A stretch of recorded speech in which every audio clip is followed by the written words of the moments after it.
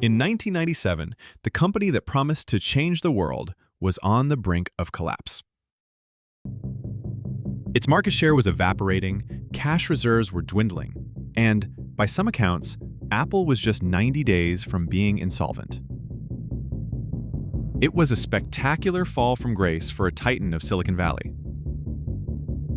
But deep within its Cupertino headquarters, a secret project was taking shape.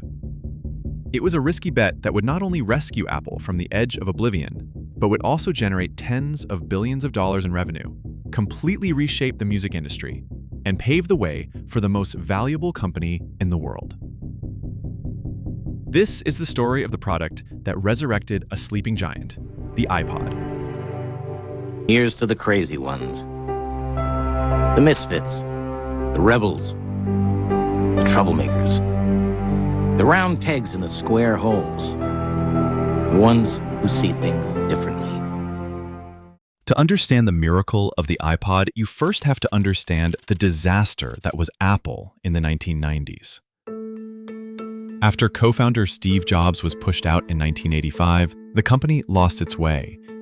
It became a ship without a rudder, drifting into a sea of beige, uninspired products. The big issue at this Macworld is not the hardware or the software, but the company itself. The product line was a bloated, confusing mess. There were dozens of Macintosh Performa models that were practically indistinguishable from one another. Then there were the spectacular failures, like the Apple Newton message pad, a clunky, ahead-of-its-time PDA that became a commercial flop. The market punished Apple for its lack of focus. In the year Jobs returned, the company lost over $1 billion and was forced to lay off thousands of employees. Its stock price had cratered.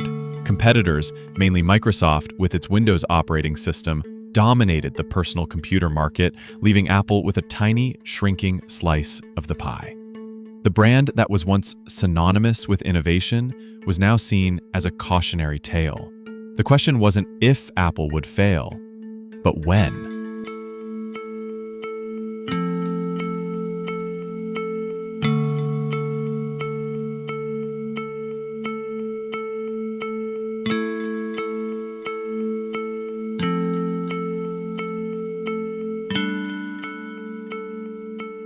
Desperate, Apple's board made a stunning decision.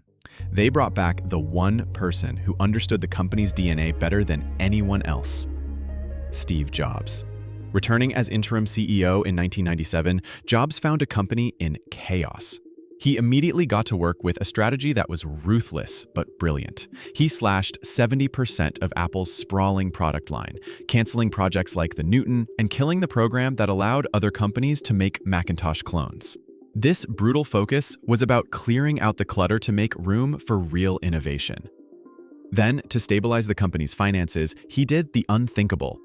He made a deal with his arch-rival, Bill Gates. Microsoft invested $150 million in the struggling company, a move that shocked the tech world, but gave Apple the critical breathing room it needed to survive. Jobs wasn't just there to stop the bleeding. He was there to forge a new vision.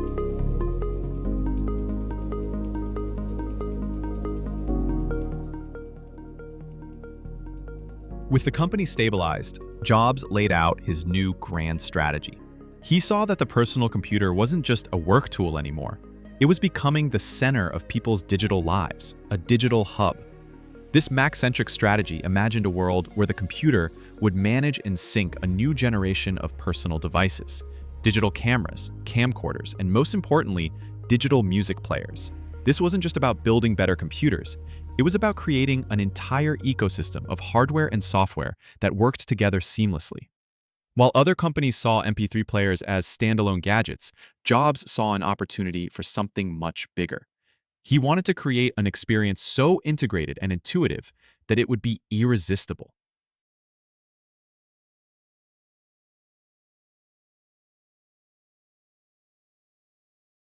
The digital music player market in 2001 was a wasteland of bad design. Devices were either huge and clunky, like portable CD players, or they were small and barely usable, holding only a handful of songs with terrible interfaces. Transferring music was painfully slow. Jobs saw a chance to do what Apple did best: take a frustrating technology and make it simple, elegant, and powerful. The project was a huge risk. Apple was a computer company, and this was a major leap into consumer electronics. Jobs put a team of engineers led by Tony Fadell on an incredibly tight deadline. He poured marketing resources into the project, pulling them away from Apple's core Mac business. The team worked relentlessly, developing the iconic scroll wheel that let users fly through hundreds of songs effortlessly. They used a new ultra-fast connection called FireWire, which could transfer an entire CD's worth of music in seconds. It was a massive gamble. If it failed, it could have been the final nail in Apple's coffin.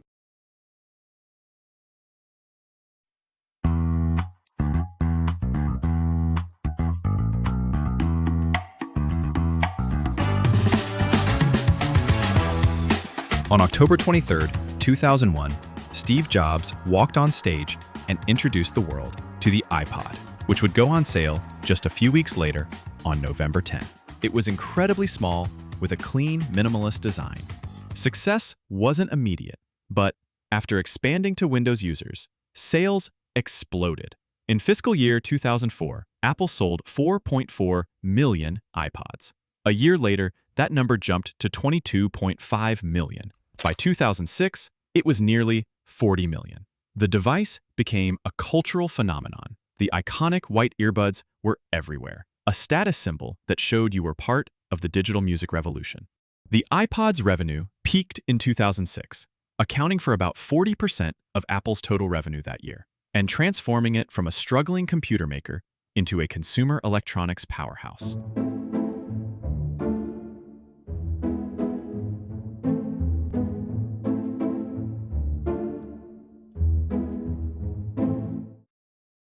But the real genius wasn't just the device itself. It was the ecosystem built around it. In 2003, Apple launched the iTunes Music Store. At a time when digital music meant illegal downloads from platforms like Napster, Apple created a simple, legal, and affordable alternative. Jobs had convinced skeptical music labels to let Apple sell individual songs for just 99 cents. This was a game changer. Suddenly, you could buy just the one song you wanted and download it instantly. The integration was seamless. Buy a song on your computer, and it would sync effortlessly to your iPod. This combination of hardware, software, and a marketplace created a powerful lock-in effect. Once you were in the Apple ecosystem, it was just too convenient to leave.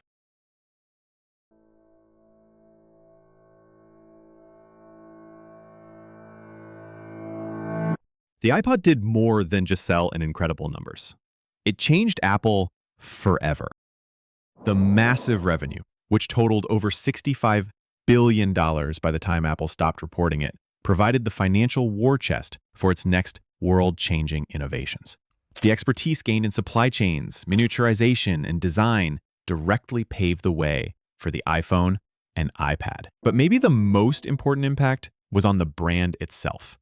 The iPod single-handedly transformed Apple's image from a niche computer company into a global mainstream lifestyle brand. It created a halo effect. Millions of happy iPod owners got curious about the company that made this magical little device, leading many to buy their first Mac. The iPod proved that Apple could dominate an entire industry through superior design and user experience. It set the stage for everything that came next. Today we celebrate the first glorious anniversary of the information purification directives we have created for the first time in all history. Ironically, the product that would eventually kill the iPod came from Apple itself. When Steve Jobs introduced the iPhone in 2007, he described it as 3 revolutionary products in one: a widescreen iPod with touch controls, a revolutionary mobile phone, and a breakthrough internet device. As smartphones became a part of everyday life, the need for a separate music device began to fade. Why carry 2 devices when one could do it all? At the same time, the rise of streaming services made the iPod's model of buying and syncing individual files feel dated. iPod sales began a steady decline, after peaking in 2008. Apple slowly phased out the product line, discontinuing the classic clickwheel iPod in 2014, and finally the Nano and Shuffle in 2017. The story of the iPod is a legendary chapter in tech history, showing how one great product can change everything.